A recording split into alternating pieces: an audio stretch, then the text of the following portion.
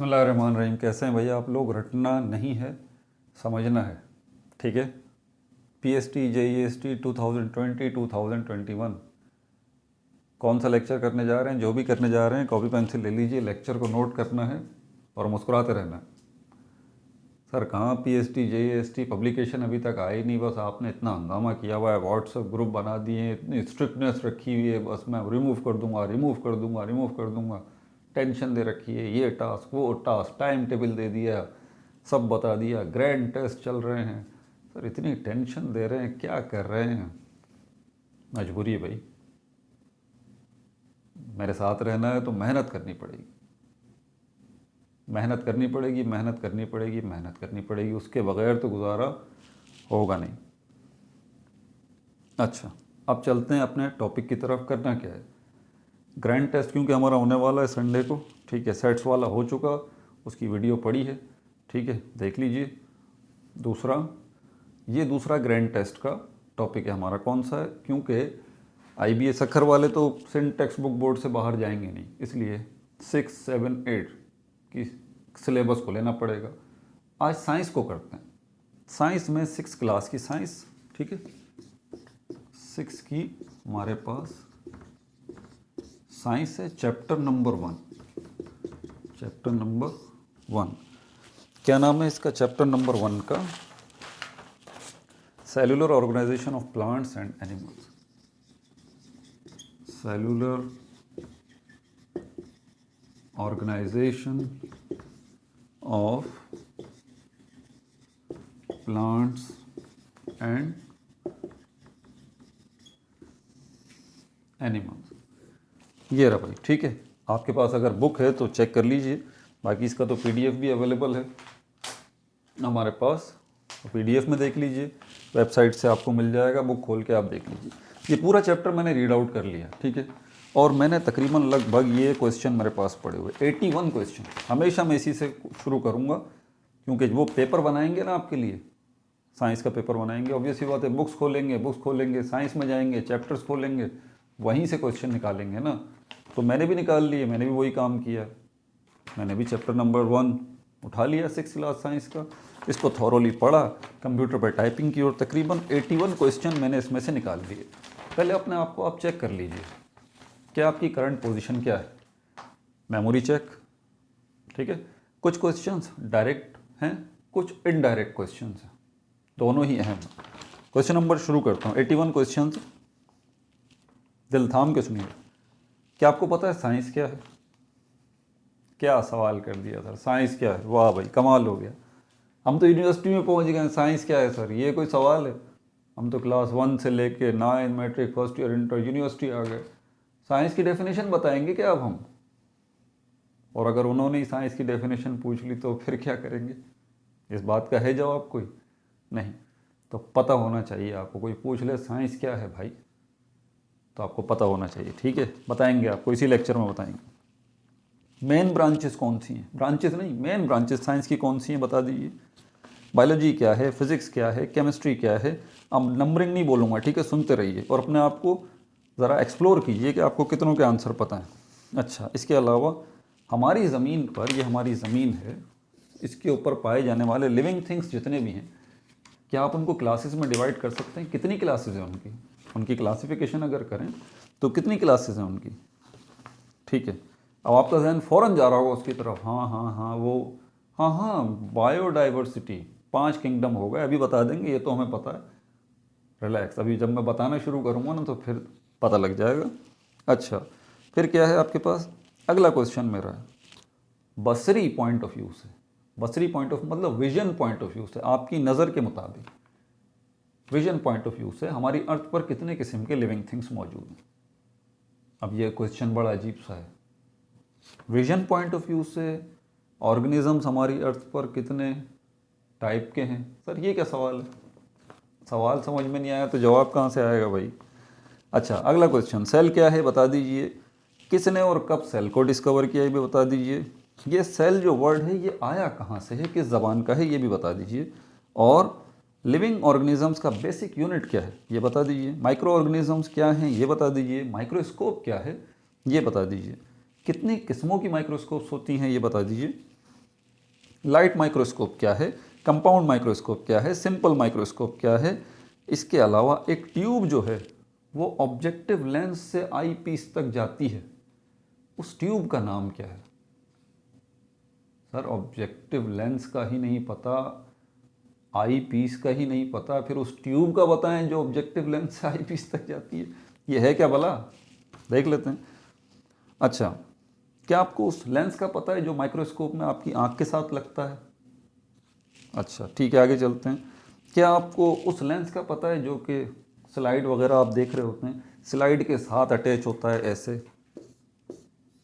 यहाँ पर इधर ये स्लाइड आपने रखी हुई है माइक्रोस्कोप की, और ये जो लेंस लगा हुआ है ये वाला, क्या आपको पता है इस लेंस का, ये 3 किस्मों के लेंस होते हैं यहाँ पर, 1 2 3 नॉर्मली कंपाउंड माइक्रोस्कोप में, क्या आपको पता है इन लेंसेज का नाम क्या है। ठीक है, अगला सवाल, क्वेश्चन बहुत सारे हैं, जल्दी जल्दी सुना दूँ, फिर एक्सप्लेनेशन भी करनी है भाई, नीड तो बिल्डअप हो आपके जहन में। अच्छा उसके बाद क्या है, ठीक है अगला सवाल, शीशे के टुकड़े को अगर, शीशे के टुकड़े को आप कर्व्ड काट लेते हैं, कर्व्ड अगर काट लेते हैं और वो शीशे का टुकड़ा ट्रांसपेरेंट हो और कर्व कटा हुआ हो, उसको आप क्या कहेंगे, क्या आपको पता है, नहीं पता। ठीक है, उस इंस्ट्रूमेंट का आप नाम बता सकते हैं जिसको इस्तेमाल करते हैं हम चीज़ों को मैग्नीफाई करने के लिए, बड़ा करने के लिए। बहरहाल अब मैंने सोचा ये इतने क्वेश्चन काफ़ी हैं, अभी बड़े क्वेश्चन हैं बहुत सारे, कितने कितने पढ़ूंगा। इसका पीडीएफ अवेलेबल होगा भाई, आप लोगों को मिल जाएगा, ये पूरा आपके इस से ही रिलेटेड है। अब लेक्चर की तरफ चलते हैं, वरना तो बड़ी लंबी दास्तान हो जाएगी, 81 क्वेश्चन हैं। ठीक है, आगे चलते हैं। आपके इस चैप्टर के अंदर टॉपिक्स कौन कौन से हैं ये देख लेते हैं। Cellular organisation, cellular organisation of plants and animals, इसमें टॉपिक्स कौन कौन से हैं पहले मैं टॉपिक बता दूं आप। इसमें 6 टॉपिक्स हैं। पहला टॉपिक जो है वो सेल का है, सेल के बारे में वो जानना चाहता है। दूसरा माइक्रोस्कोप का टॉपिक है, आपके पास अगर बुक है तो आप चेक कर सकते हैं, माइक्रोस्कोप का टॉपिक है। तीसरा टॉपिक जो है इसके अंदर एनिमल एंड प्लांट सेल का है, एनिमल एंड प्लांट सेल का है। चौथा topic unicellular and multi cellular organisms का, unicellular and multi cellular organisms का टॉपिक है इसके अंदर। पांचवा टॉपिक है टिश्यूज एंड ऑर्गन्स का, टिश्यूज एंड ऑर्गन्स का। और छठा टॉपिक है आपका आखिरी, introduction to plant system and major human system, introduction to plant systems, plant systems and major human systems, major human systems. बहरहाल जो ह्यूमन सिस्टम्स हैं उसके ऊपर तो मैंने 5 वीडियोस बनाई हैं, organ system part 1, part 2, part 3, part 4, part 5, ये 5 वीडियोस हैं। अगर आपको हमारी बॉडी के अंदर ऑर्गन सिस्टम्स समझने में कोई परेशानी है, समझ में नहीं आते, यार अजीब सी मुसीबत है, तो आप ये 5 वीडियोस देख लीजिए, आपके दिमाग की बत्ती जल जाएगी, आपको पूरा समझ में आ जाएगा कि इस ह्यूमन बॉडी के अंदर है क्या। बहरहाल ये देख लीजिए भाई, ये आपके टॉपिक्स हैं। ऑब्वियस सी बात है वो टेस्ट देंगे तो इनमें से कोई 2-4 सवाल तो लग ही जाएंगे, क्योंकि ये टेक्स्ट बुक बोर्ड के अंदर है। अब आगे चलते हैं, ये टॉपिक्स भी मैंने आपको बता दिए, आप चाहें तो चेक कर सकते हैं। ये सब मैं इसलिए आपको बता रहा हूँ ताकि आप ये मत समझेंगे पीएसटी और जेईएसटी की प्रिपरेशन जो आ रही है तो ऐसा तो नहीं है सर कोई इररेलेवेंट जो है वो चीज़ें बता रहे हैं जिसका हमारे उससे कोई ताल्लुक ही नहीं है, हमारी बुक में वो है ही नहीं। तो ये सब कुछ मैंने सिर्फ इसीलिए किया है ताकि आप लोग इत्मीनान रखें कि आप जो ये वीडियो देख रहे हैं आपका टाइम बर्बाद नहीं हो रहा। ठीक हो गया, क्योंकि ये बायोलॉजी से रिलेटेड है। इसलिए अब हम चलते हैं हमारी ज़मीन के ऊपर, ये हमारी अर्थ है। ठीक है, अब जो मैं एक्सप्लेनेशन दूंगा ना उसमें सारी चीज़ें कवर हो जाएंगी। हमारी इस अर्थ पर कितनी किस्मों की चीज़ें हैं पहले तो आपको ये पता होना चाहिए। हमारी अर्थ जो है वो 71% क्या है, पानी है और 29% क्या है इसमें, लैंड, खुश्की है। ये 7 हिस्सों में डिवाइड है, जिनको कॉन्टिनेंट या बर्र आज़म कहते हैं, जिसमें से एक बर्र आज़म तो बर्फ़ का है, एंटार्क्टिका, वहाँ पर कोई आबादी नहीं है, इंसान नहीं बसते। और बाकी जो 6 कॉन्टिनेंट हैं, Asia, Europe, Africa, north America, south America, Oceania या ऑस्ट्रेलिया आप इसको कह लें, ठीक है। ये 6 कॉन्टिनेंट हैं जहाँ पर इंसान आबाद हैं मुख्तलिफ़ कंट्रीज़ के अंदर। तो बहरहाल अगर मैं आपको भेजता हूँ यहाँ पर, आप पूरी ज़मीन पे घूम आइए, तो आपको 4 जगहें मिलेंगी। कौन कौन सी 4 जगह? ऑन लैंड, ज़मीन के ऊपर, ठीक है, सरफेस पर, इन एयर, हवा में, बिलो अर्थ, बिलो मड के लें आप, अंडर, कौन सा प्रपोजिशन सही रहेगा भाई, ये सही है, बीनीथ मड, मट्टी के नीचे, और इन वाटर, पानी के अंदर। ये देखें, ये 4 चीज़ें हैं। आपको मैं जो खड़ा हुआ नज़र आ रहा हूँ, मैं ज़मीन के ऊपर हूँ, ठीक है, हवा में भी कुछ चीज़ें हैं, ज़मीन के नीचे मट्टी के अंदर भी कुछ चीज़ें हैं, और समंदर पानी के अंदर भी कुछ चीज़ें हैं। आप इन सब जगहों पे चले जाइए, ज़मीन के ऊपर आप देख लीजिए, हवा में देख लीजिए, मट्टी के नीचे देख लीजिए, या पानी में देख लीजिए, मतलब कोई जगह बची ही नहीं। आप इन सारी जगहों पर देख लीजिए, अपने कमरे में देख लीजिए, जिस वक्त आपकी मेरी वीडियो सुन रहे हैं, आपको 2 ही किस्म की चीज़ें नज़र आएंगी। कौन कौन सी? लिविंग थिंग्स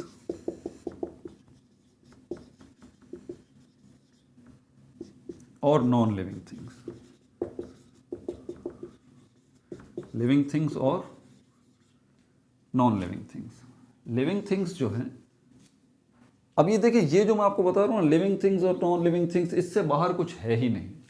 समझ आ गई बात? इससे बाहर कुछ है ही नहीं। आप कोई भी चीज़ उठा लें, या तो वो लिविंग होगी या नॉन लिविंग होगी, भाई तीसरी तो कोई चीज़ नहीं होगी ना, एक बात तो तय है। तो ये लिविंग थिंग्स और नॉन लिविंग थिंग्स, यहाँ पर हमारा जो काम है, क्योंकि ये हमारा चैप्टर जो है ये बायोलॉजी से रिलेटेड है, बायो से रिलेटेड है, इसलिए हम लिविंग थिंग्स को लेंगे, लिविंग थिंग्स को लेंगे। अब जितनी भी लिविंग थिंग्स हैं, अब हम उनकी क्लासिफिकेशन पहले कर लेते हैं, ठीक है। इनकी क्या है? क्लासिफिकेशन। याद है मैंने अभी एक क्वेश्चन किया था, क्या मैंने क्वेश्चन किया था? मैंने क्वेश्चन किया था कि कितनी किस्मों की चीज़ें हैं, लिविंग थिंग्स कितनी किस्मों की हैं विजन पॉइंट ऑफ व्यू से। जी, बड़ा ही अहम क्वेश्चन था। आपको किंगडम की क्लासिफिकेशन पे चलेगा नहीं, ऐसी बात नहीं, बड़ी ही आसान सी बात है। अपनी आँखों को देख लीजिए, आपकी आँखों से जो लिविंग थिंग्स आपको नज़र आते हैं वो एक कैटेगरी हो जाती है, और जो आपको अपनी आँखों से लिविंग थिंग्स नज़र नहीं आते, ये दूसरी कैटेगरी हो जाती है। सिर्फ 2 क्लासेस में डिवाइड कर लीजिए, एनिमल्स, प्लांट्स, एल्गी, फंजाई, उसकी तो बात बाद में करेंगे, ठीक है भाई। इसको मिटा दूँ। तो लिविंग थिंग्स जो हैं हमारे 2 क्लासेस हो गई उसकी, ठीक है, नोट करते जाइएगा ये सब कुछ। 2 क्लासिफिकेशन हो। अब इनको हम कहते हैं micro organisms,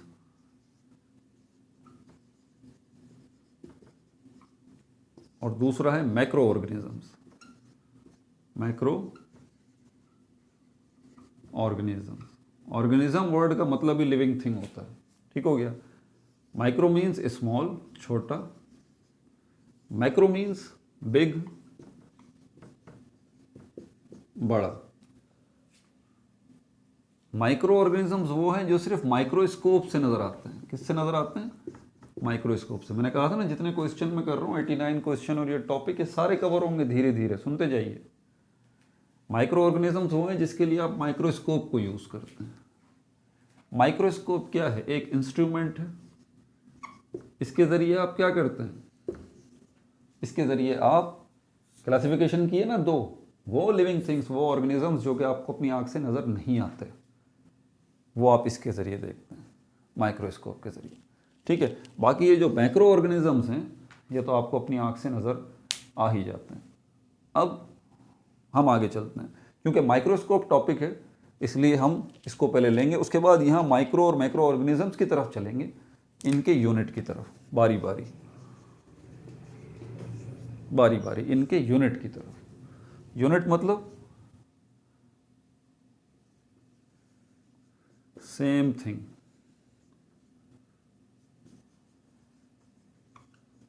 to the point और ब्रीफ डेफिनेशन इसकी बता रहा हूं, सेम थिंग थ्रू आउट, ऐसी चीज जो कि सेम हो और थ्रू आउट पूरी बॉडी में मौजूद हो, सेम हो और उस जैसी ही चीज़ें पूरी बॉडी में मौजूद हों। बड़ी आसान सी एग्जांपल आपको देता हूँ, इसकी यूनिट समझ में आ जाएगा। ये वॉल है, ठीक है, किससे मिलके बनी है भाई? ये 2 3 4 5 6 7 8 9 10 11 12 13 14 15 16, ये बना, किससे मिलके बनी है ये वॉल? ब्रिक्स से मिलके बनी है। सारी ब्रिक्स एक जैसी है ना, सबका साइज एक जैसा है ना, सबकी शेप एक जैसी है ना, सब एक ही मटेरियल से मिलके बनी है ना इस वॉल के अंदर। बस आसान सी बात है। मैं आपसे पूछता हूँ इस वॉल का, इस दीवार का यूनिट क्या है? आप क्या बोलेंगे? सर ब्रिक है।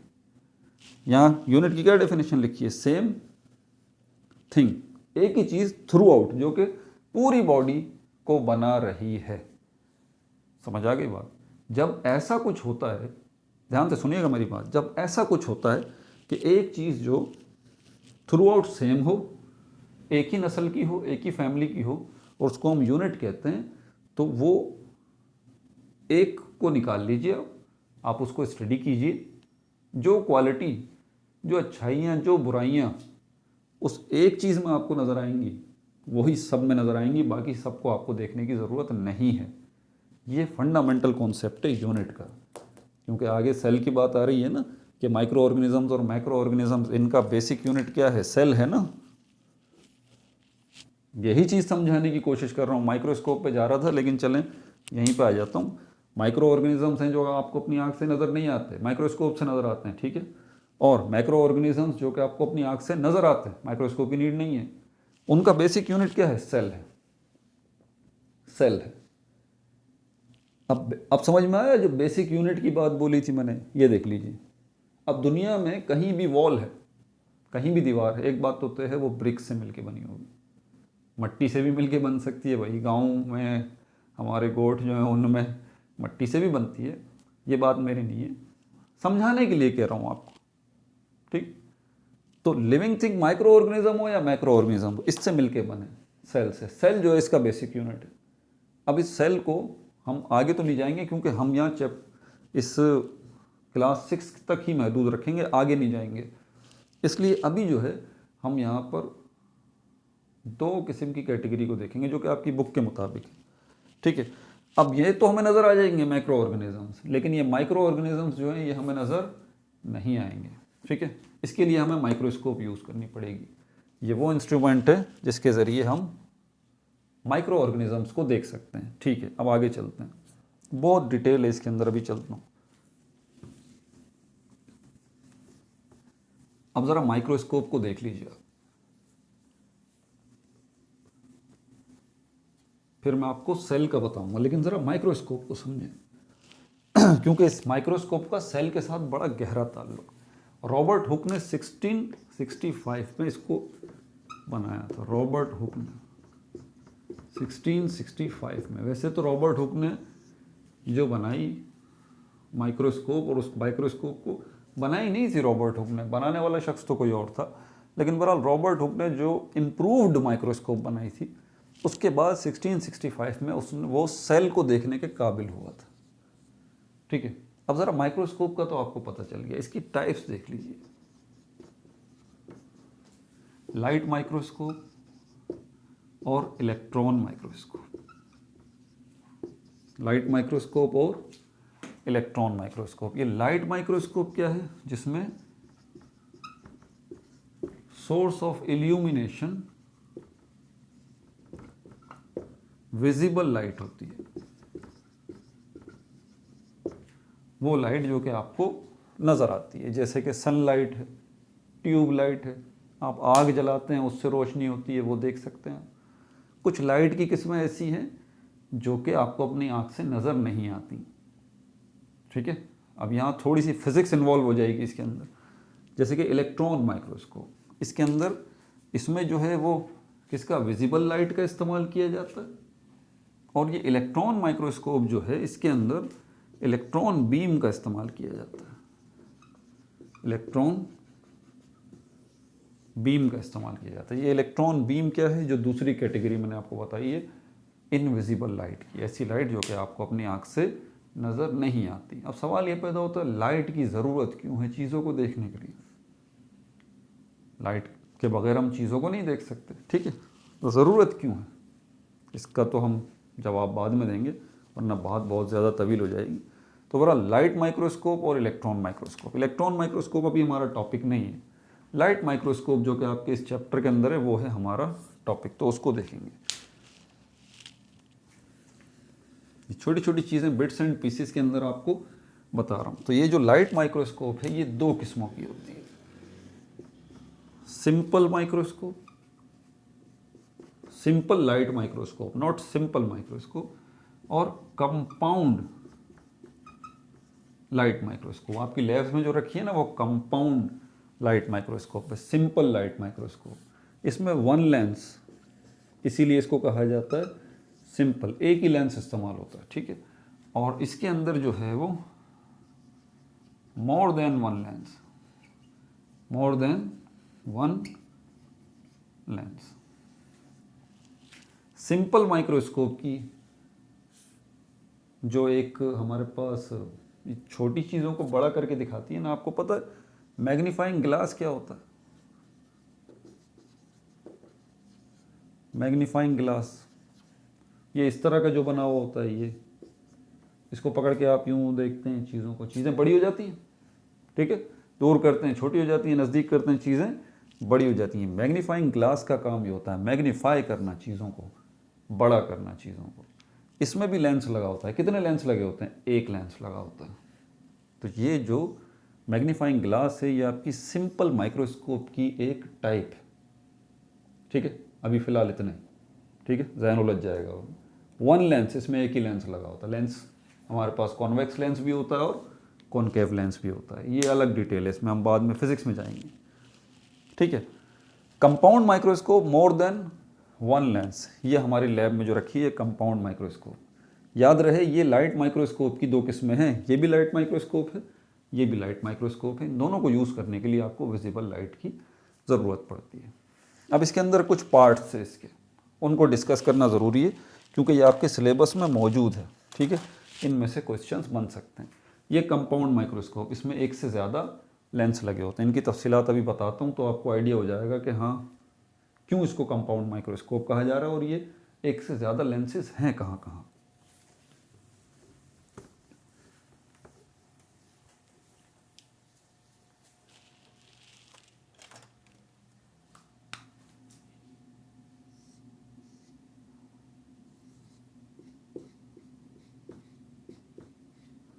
अब मेरी ड्राइंग तो इतनी अच्छी नहीं है भाई, इसलिए अभी मैं वैसी तो नहीं बना सकता बराबर, लेकिन यह है कि गुजारा हो जाएगा, देख लीजिए आप।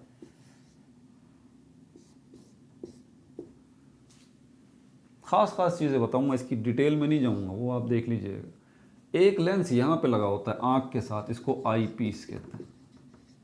तीन लेंसेज यहाँ पे लगे होते हैं जिनको ऑब्जेक्टिव्स कहते हैं। ऑब्जेक्टिव्स या ऑब्जेक्टिव लेंस, ऑब्जेक्टिव लेंस। ये जो आपको नज़र आ रही है टेबल सी छोटी सी, इसको स्टेज कहते हैं। ये जो माइक्रोस्कोप की ये चीज़ है जिसको हम घुमा सकते हैं, इसको हम कहते हैं नोज पीस।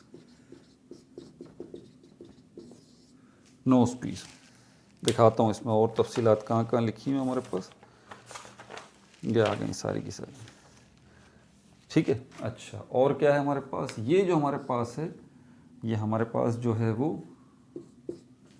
बॉडी ट्यूब कहते हैं इसको, बॉडी ट्यूब। ये जो जिससे पकड़ते हैं माइक्रोस्कोप को, ये आर्म कहलाता है, ठीक हो गया। ये जो है वो मिरर लगा हुआ है, लाइट यहाँ से यहाँ आती है, ठीक है।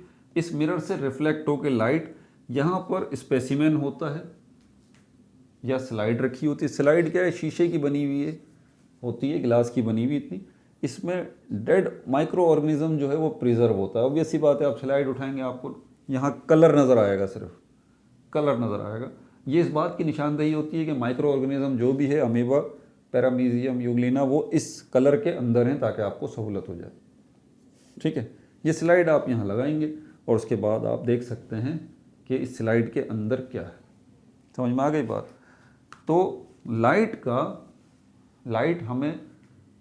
लाइट की मदद से हमें चीज़ें जब नज़र आती हैं जब दो काम हो, ध्यान से सुन लीजिए। या तो लाइट किसी ऑब्जेक्ट से टकराकर वापस आए हमारी आँखों में, या लाइट उस ऑब्जेक्ट में से गुजर के आए हमारी आँखों में। याद रख लीजिए, यहाँ जो सिस्टम है, लाइट इस मिरर से रिफ्लेक्ट होकर जो ऊपर आती है ना, इसको ठीक करते हैं।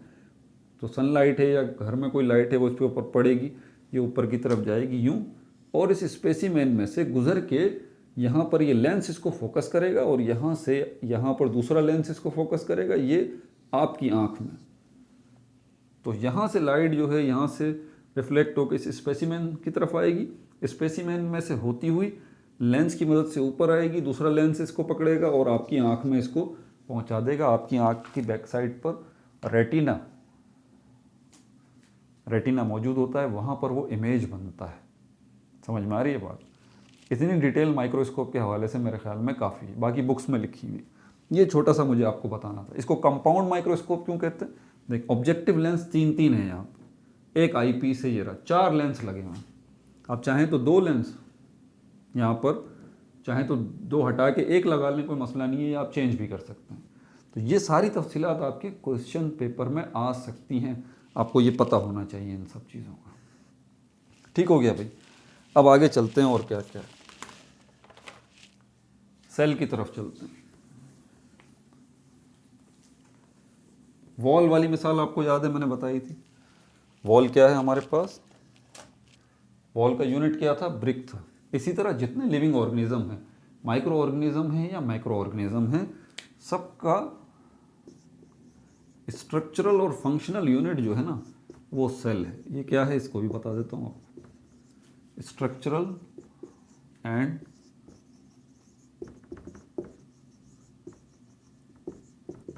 फंक्शनल यूनिट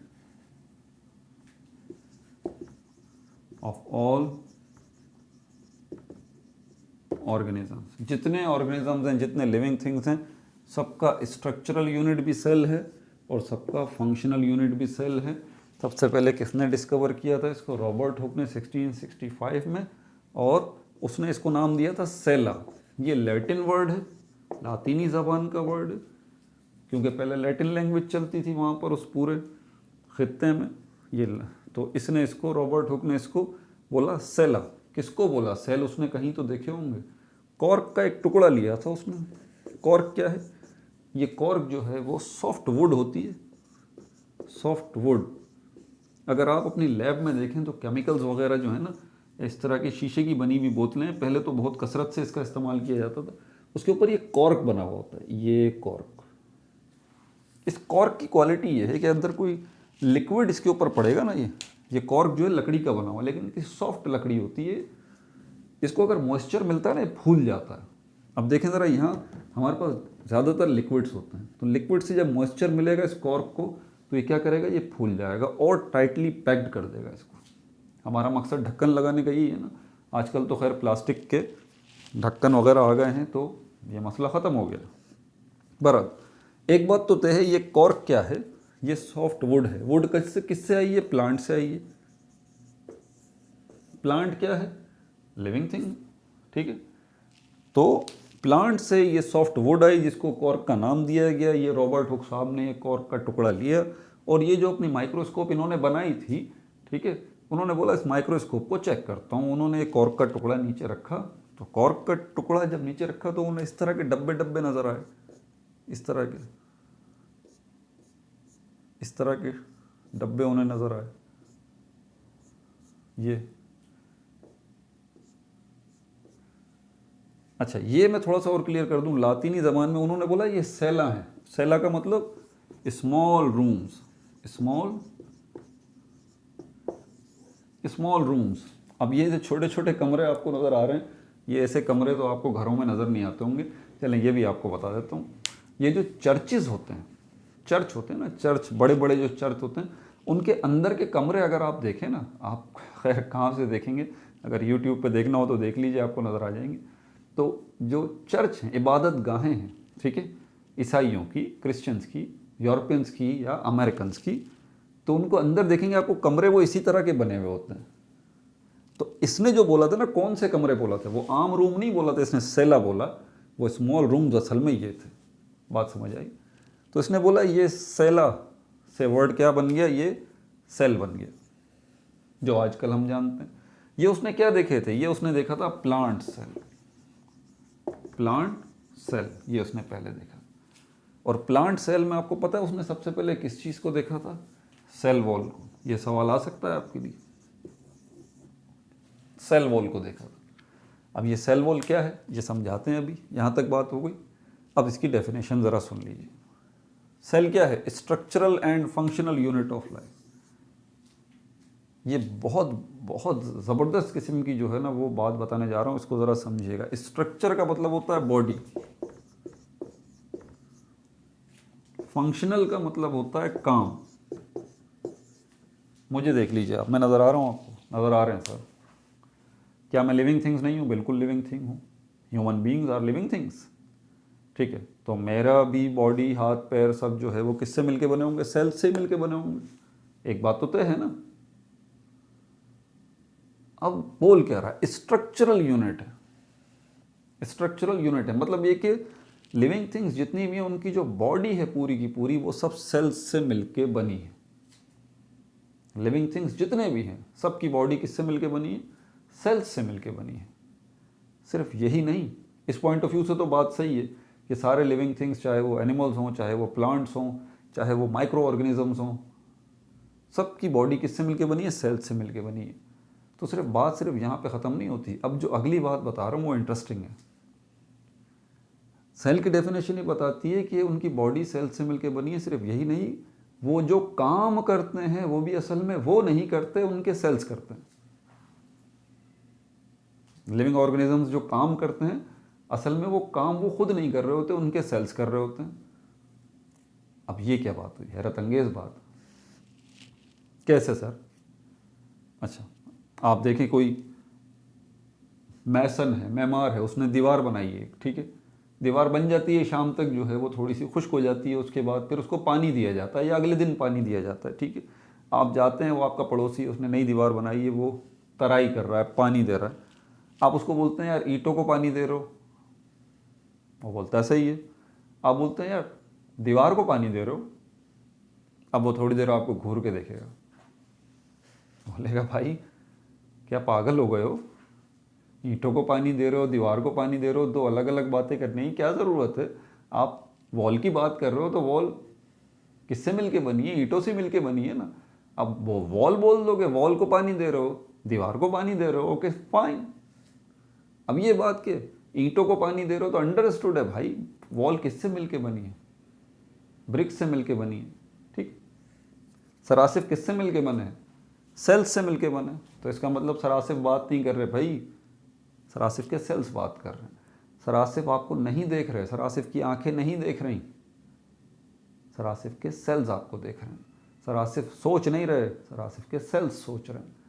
सरासिफ हरकत नहीं कर रहे यहाँ से वहाँ, सरासिफ के सेल्स हरकत कर रहे हैं। सरासिफ के हाथ पाँव कान नाखून सब कुछ, हर वो काम जो सरासिफ कर रहे हैं असल में वो खुद नहीं कर रहे, उनके सेल्स कर रहे हैं। इसीलिए सेल को फंक्शनल यूनिट भी कहा गया है लिविंग थिंग्स का। लिविंग थिंग्स जो भी काम करते हैं वो असल में खुद नहीं करते, उनके सेल्स कर रहे होते हैं।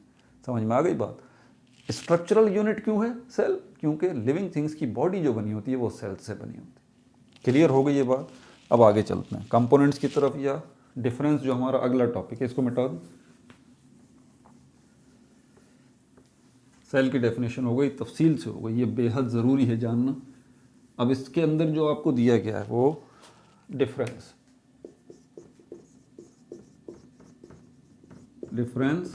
Between animal cell and plant cell. Animal cell और प्लांट सेल के दरमियान फ़र्क क्या है पहले मैं बता देता हूँ आपको। ये एनिमल सेल और ये प्लांट सेल, ठीक है भाई। ये बेंजीन के स्ट्रक्चर जैसा लगता है, ठीक है, ऐसी बात नहीं है। और ये यहाँ पर, ये जो चीज़ है इसको हम सेल मेम्ब्रेन कहते हैं, सेल मेम्ब्रेन। सेल को अगर समझना है ना, आप एग, अंडे को ले लीजिए, अंडे को ले लीजिए, एग, अंडा तोड़िए आप, आपको उसमें दो किस्म के लिक्विड्स नजर आएंगे, टू लिक्विड्स, दो लिक्विड्स आपको उसमें नजर आएंगे। एक थोड़ा सा थिक लिक्विड होगा, दूसरा थोड़ा सा थिन लिक्विड होगा। समझ आ गई बात? एक थोड़ा सा थिक लिक्विड होगा और दूसरा थोड़ा सा थिन जो है वो लिक्विड होगा। ये जो थिन लिक्विड है इसको कहते हैं एग वाइट, यानी कि सफ़ेदी, नॉर्मली इसको क्या कहते हैं, सफ़ेदी। और ये थिक लिक्विड जो सेंटर में होता है इसको हम यॉक कहते हैं, यानी कि जर्दी।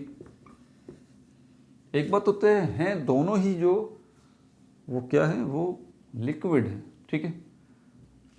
अब इस अंडे को आप बॉईल कर लीजिए, बॉईल करने के बाद फिर आप इसको, इसका छिलका उतारेंगे तो आपको दो किस्म की मेम्ब्रेन्स नज़र आएंगी वहाँ पर। बहरहाल इतनी डिटेल में नहीं जाता अभी, फिलहाल ये समझ लीजिए आप। तो एग जो है इसकी ये ऊपर वाली जिल्द हो गई, हार्ड जो है, हार्ड कवरिंग। इसी तरह इसकी भी कवरिंग है ये, जिसको सेल मेम्ब्रेन कहते हैं। क्या कहते हैं? सेल मेम्ब्रेन जो है ये इसकी कवरिंग है, इसकी स्किन है, ठीक है। और इसके अंदर क्या चीज़ बंद है? इसके अंदर ये एक लिक्विड है जिसको साइटोप्लाज्म कहते हैं। क्या कहते हैं?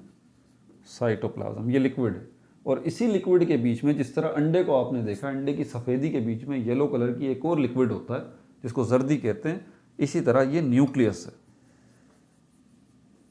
समझ आ गई बात? एक ये लिक्विड और दूसरा ये लिक्विड जो कि बीच में है, जो न्यूक्लियस कहलाता है, ये साइटोप्लाज्म है। ठीक हो गया। और ये हमारे पास सेल मेम्ब्रेन, इसकी स्किन हो गई। ये हमारे पास किसका स्ट्रक्चर है? ये हमारे पास एनिमल सेल का, एनिमल सेल।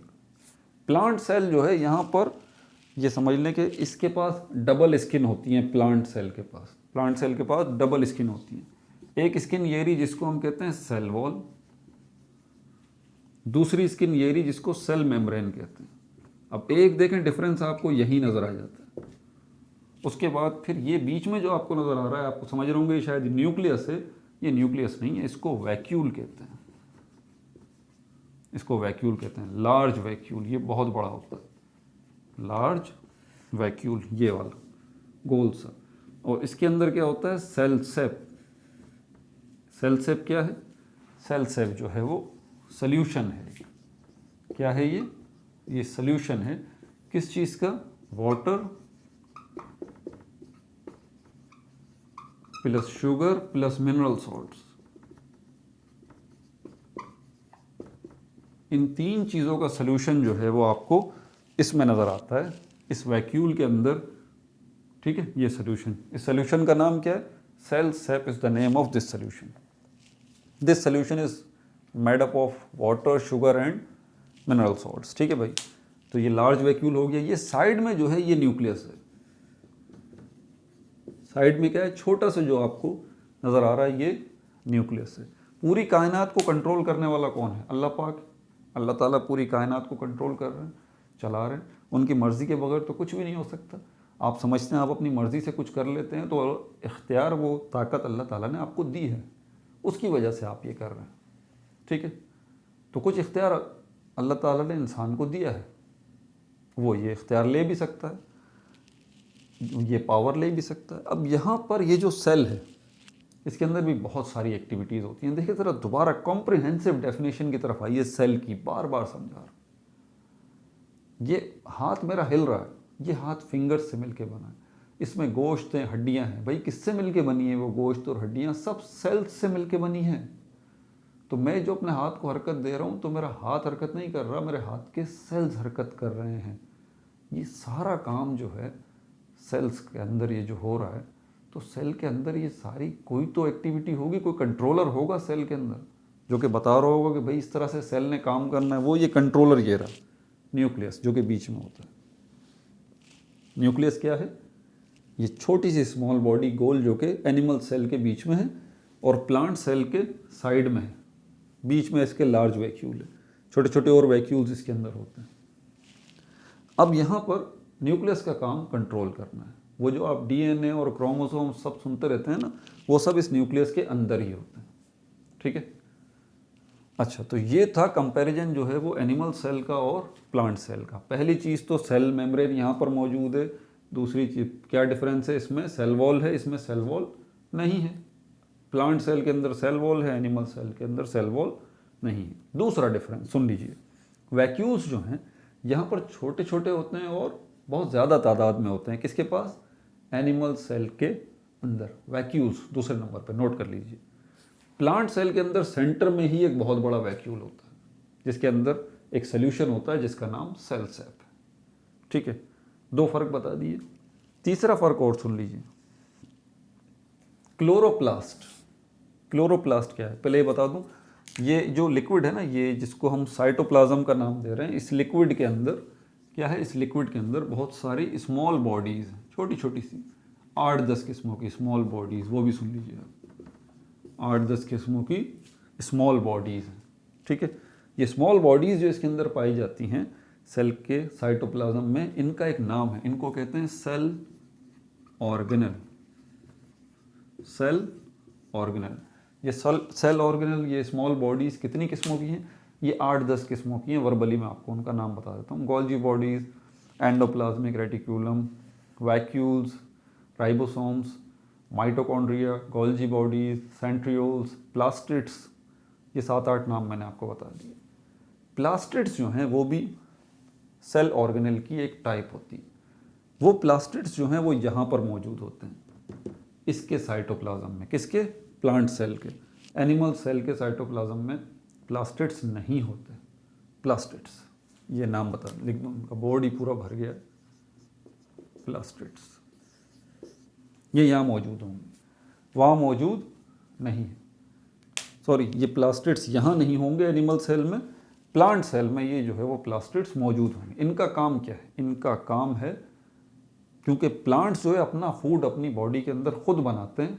ठीक है, तो प्लांट्स जब अपना फूड अपनी बॉडी के अंदर खुद बनाते हैं तो कहाँ बनाते हैं प्लांट्स? किस जगह पर? जितने ग्रीन पार्ट्स हैं, स्टेम है वहाँ पर भी, लीव्स हैं वहाँ पर भी, ज़्यादातर लीव्स में। अब लीव्स किससे मिलके बने हैं? वो भी सेल्स से मिलके बने हैं। तो लीव्स बना रहे हैं तो लीव्स के अंदर सेल्स बना रहे हैं। सेल्स के अंदर कौन सी चीज़ बना रही है? क्या न्यूक्लियस फूड बना रहा है उसका? क्या ये सेल सेप बना रहा है? क्या इसकी सेल वॉल बना रही है? क्या इसकी सेल मेम्ब्रेन बना रही है? इसके अंदर mitochondria, Golgi bodies, endoplasmic reticulum, क्या ये बना रहे हैं? नहीं, प्लास्टिड्स। ये 3 किस्मों के होते हैं प्लास्टिड्स, नोट कर लीजिए। क्रोमोप्लास्ट, क्लोरोप्लास्ट और ल्यूकोप्लास्ट। इनकी डिटेल में नहीं जाऊंगा, इसमें सिर्फ क्लोरोप्लास्ट को लीजिए। ये ग्रीन कलर का प्लास्टिड होता है जो कि इसमें मौजूद होता है। ठीक है, हायर प्लांट्स के अंदर, एल्गी के अंदर भी और कुछ बैक्टीरिया के अंदर भी। इसका काम क्या है? इसकी मदद से प्लांट्स जो है अपना फूड बना सकते हैं। ठीक है, सनलाइट की मदद से। और जिस प्रोसेस के तहत प्लांट्स जो है अपना फूड बनाते हैं उस प्रोसेस को हम क्या कहते हैं? उस प्रोसेस को हम कहते हैं फोटोसिंथेसिस। ठीक है भाई, ये सारी डिटेल जो मैं आपको बता रहा हूँ ना, ये सब आपके इसी चैप्टर के अंदर हैं। आपको लग रहा होगा पता नहीं कितनी मुश्किल चीज़ें बता रहा हूँ, कुछ भी नहीं भाई, ये सारी डिटेल आपकी इसी चैप्टर के अंदर है। ठीक है, अब आगे चलते हैं। जल्दी जल्दी ज़रा अब इसको निपटाएं, कोशिश करेंगे कि 1 घंटे के अंदर ही सारी बात हो जाए। अब चलते हैं एक जर्नी की तरफ। कौन सी जर्नी की तरफ? मैं अभी आपको लेके चलता हूँ।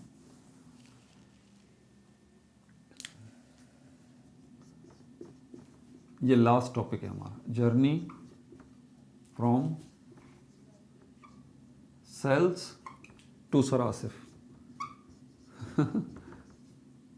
जर्नी फ्रॉम सेल्स टू सरासिफ। सेल्स से चलते हैं और सरासिफ तक पहुंचते हैं।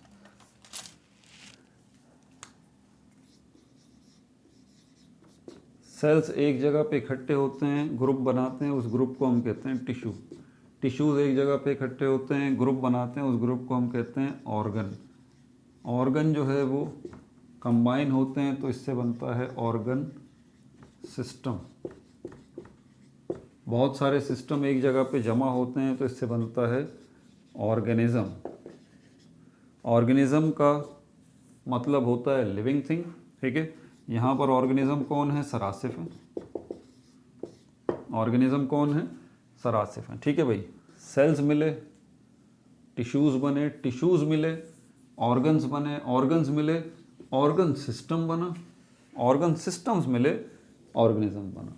अब मैं यहाँ से शुरू करता हूँ, छोटे से बड़े की तरफ आ गए, बड़े से। अब ये ऑर्गेनिजम्स जो है, ऑर्गेनिज्म सरासिफ ये बन गए, किससे बने हैं? ये ऑर्गन सिस्टम से। ये जो मेजर चीज़ है, मेरी बॉडी के अंदर 12 से 13 ऑर्गन सिस्टम्स काम कर रहे हैं, ठीक है। कौन कौन से ऑर्गन सिस्टम्स हैं? डाइजेस्टिव सिस्टम है, ठीक है, और सर्कुलेटरी सिस्टम है, और जो है हमारे पास नर्वस सिस्टम है, और एक्सक्रीटरी सिस्टम है। ये 4 सिस्टम्स तो वो हैं जो कि आपकी जो है वो इस चैप्टर के अंदर मौजूद हैं। ये सिस्टम्स कर क्या रहे हैं, इनका छोटा सा ओवरव्यू देके बस इस वीडियो को हम यहाँ ख़त्म करते हैं। डाइजेस्टिव सिस्टम डाइजेशन का काम कर रहा है। सर्कुलेटरी सिस्टम जो है वो सर्कुलेशन का काम कर रहा है, ब्लड सर्कुलेशन का आपकी पूरी बॉडी के अंदर, ठीक है। और एक्सक्रीटरी सिस्टम जो है वो एक्सक्रीशन यानी कि रिमूवल का काम कर रहा है। आपकी बॉडी के अंदर बहुत सारे जो है वो क्या हैं, आपकी बॉडी के अंदर बहुत सारे वेस्ट प्रोडक्ट्स भी पैदा होते हैं, ठीक है। उनको आपकी बॉडी से निकलना ज़रूरी है, तो इसके लिए भी एक सिस्टम मौजूद है जिसको एक्सक्रीटरी सिस्टम कहा जाता है। नर्वस सिस्टम वो सिस्टम है आपकी बॉडी का जो पूरी बॉडी के सारे सिस्टम्स को कंट्रोल कर रहा होता है, जिसमें आपका ब्रेन आ जाता है, स्पाइनल कॉर्ड आ जाती है और नर्व्स आ जाती हैं, ठीक है। टिश्यूज़ जो हैं और कौन कौन से सिस्टम है, ये मेजर सिस्टम है, ठीक है। अच्छा, एक एग्जांपल हमारे पास जो है यहाँ पर ऑर्गन्स के अंदर, बहुत डिटेल्ड बात है, इतनी तो मैं नहीं जा रहा, मैं भी थक गया हूँ भाई। बाकी मैं आपसे कहूँगा कि मेरे ग्रुप में आ जाएंगे तो मैं तो खैर अब तो आप आ नहीं सकते क्योंकि वो ग्रुप तो लॉक हो चुका है 31 दिसंबर शाम 6 बजे तक। आपने उस ग्रुप को बंद कर दिया है। अब मज़ीद जो है वो कैंडिडेट्स नहीं ले सकते। बहरहाल इतनी डिटेल जो है वो काफ़ी है। फर्दर डिटेल जो है वो डिस्कशन करेंगे आप लोगों से ग्रुप में आ जाइए। अपना बहुत ज़्यादा ख्याल रखिएगा। मैं सच में थक गया हूँ, इतना बोल के पता नहीं शायद घंटे से ऊपर हो गया। आप खुद भी थक गए होंगे कि यार पता नहीं सर अब क्या पूछेंगे। बहरहाल आपको ये बात बता दूँ कि पूरी बात इस वीडियो के अंदर मैंने नहीं की है। तो ग्रैंड टेस्ट जो नेक्स्ट संडे को आएगा, ठीक है, वो अगर आपको अचीव करना है तो ग्रुप के अंदर टाइम निकाल के डिस्कशन करें। ये 89 क्वेश्चंस का PDF मैं आपको ग्रुप में दे दूंगा। हसीब भाई मौजूद हैं, ठीक है, यूसुफ भाई भी हैं, जुनेद भाई भी हैं, मुजम्मिल भाई भी हमारे एडमिन्स हैं, ये सारे मौजूद हैं। पूरा टीम वर्क काम चल रहा है। आपको PDF जो है वो मिल जाएगा, उस पर डिस्कशन करें। और पूरा बुक जो है वो आपको नहीं मिलेगी, ये बता दूं कि 6 क्लास की पूरी बुक आपको साइंस की दे दी, ऐसे नहीं। सिर्फ ये जो चैप्टर है, ठीक है, सेलुलर ऑर्गेनाइजेशन वाला, इस चैप्टर के पेजेस की हम जो है वो PDF बना लेंगे, वो आपको दे देंगे ताकि आप आराम से वो 12-15 पेज जो है वो आप स्टडी करें और इन क्वेश्चंस के जवाब दें। हमारा मकसद है आपको फैसिलिटेट करना, ठीक है। अपना बहुत ज़्यादा ख्याल रखिएगा। No like, no subscribe, only share.